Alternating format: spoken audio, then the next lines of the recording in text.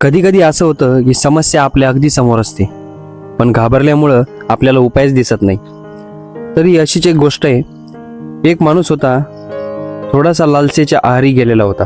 त्याला वाटलं, जर मला आयुष्यात शॉर्टकट मिळाला ना, किंवा मी जर जादू शिकलो ना, तर मला हवे तेवढे पैसे, हवी तेवढी संपत्ती मिळेल. कुणीतरी त्याला सांगितलं की एका घनदाट जंगलात एक जादूगर राहतो. तो जादू शिकवतो, तू जे मागशील ते तुला मिळेल. बस ही गोष्ट मनात धरून तो माणूस खांद्यावर एक बॅग टाकून जंगलात निघाला. हळूहळू संध्याकाळ झाली, उजेड कमी होत गेला, जंगल अजूनच भयानक वाटायला लागलं. तेवढ्यात त्याला एक वृद्ध बाबा भेटले. तो म्हणाला, बाबा, इथं खरंच जादूगार राहतो का? बाबा शांतपणे म्हणाले, हो राहतो. तुला जंगलात जा, पुढे भेटेल असतो, पण जरा हळूच जा, या जंगलात एक सिंह पण आहे. हे ऐकताच त्याच्या मनात भीती बसली आणि तरी तो पुढे गेला. त्याचं नशीब चांगलं की त्याला सिंह नाही, जादूगर भेटला.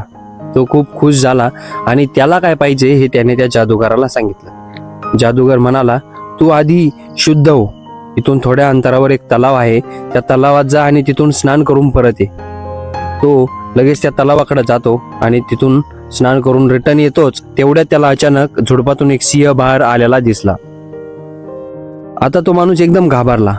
त्याचे हातपाय थरथर कापायला लागले आणि जीव वाचवण्यासाठी लगेच पळू लागला. तो ज्या दिशेने पळत होता तिथे जादूगार पण उभा होता. त्या जादूगाराने त्याला पटकन ओढलं आणि त्याच्या हातातली बॅग सिंहासमोर फेकली. सिंह बॅग फाडून त्यातलं मांस खाऊ लागला. थोड्या वेळात तो ते मांस खाऊन निघून गेला. जादूगार शांतपणे म्हणतो, अरे हे मांस कोणासाठी आणलं होतं? तो माणूस म्हणतो, अहो तुमच्यासाठी. मला सांगितलं गेलं होतं की तुम्हाला नॉनव्हेज आवडतं. तेव्हा जादूगार हसून म्हणाला, अरे मित्रा, सिंह तुझ्या मागं नव्हता रे, तो त्या बॅगेच्या मागं आला होता. त्याला त्याच्यातल्या मांसाचा वास येत होता. तुला उपाय माहित होता, पण तू घाबरल्यामुळं तुला तो उपाय दिसलाच नाही. हे ऐकताच त्या माणसाच्या डोळ्यात पाणी आलं.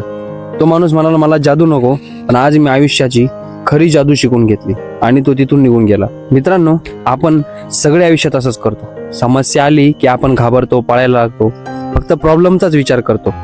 पण उपाय तो तर अगदी आपल्या जवळच असतो. म्हणूनच पळू नका, थोडं थांबा, शांत व्हा आणि उपायाकडे लक्ष द्या.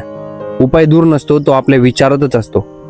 जर ही छोटीशी गोष्ट तुम्हाला जर आवडली असेल तर आपल्या चॅनलला सबस्क्राईब करायला विसरू नका. भेटूया उद्या सकाळी पुन्हा 8 वाजता एका नवीन कथेसोबत.